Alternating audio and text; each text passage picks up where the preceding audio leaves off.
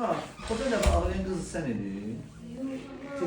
Ama sevmiştim. Analiz yok. Sonra gel başka gitmiştim. Ha, o nasıl ağlıyordu da bu bir sen ne için ağlıyor? Derdeki soruşun ben hamile kalacağım, ben hamile kalacağım. Özde ilahiş var, doktor ilahiş var doktor. Hamile sen gözün aydın olsun. Sağ olun Hakkı. Teşekkür. Şükür bütüne. Aşsa olanam, aşsa olanam. Ucuna sonsuz şükür. Teşekkür ederim. Yerden gelirdi, Belli. bu da sizin uğurlu behleniyiz. Şükür. Dedik, biz ne dedik? Poliçistozla müalicə elədik. Bax, ən əsas poliçistoz.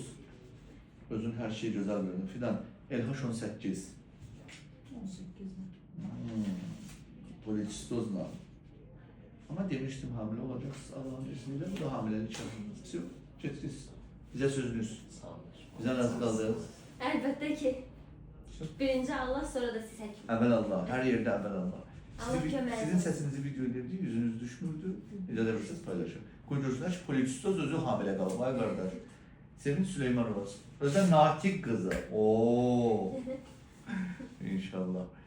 Hə, sonra çünki yazırlar çox vaxt görürsən ki, poliçistoz hamısı 100% süni mayalanmalıdır. Bax. Bayağı bir dənə boru hamile, birinci borusunu problem vardı. Borusunu çıkartmışam, bir borundan 2 dənə uşağı doğdu. Tənziləndirmə necə? Bir borundan uca ikinci uşağı. Özdə bir il bundan qabaq birinin oldu.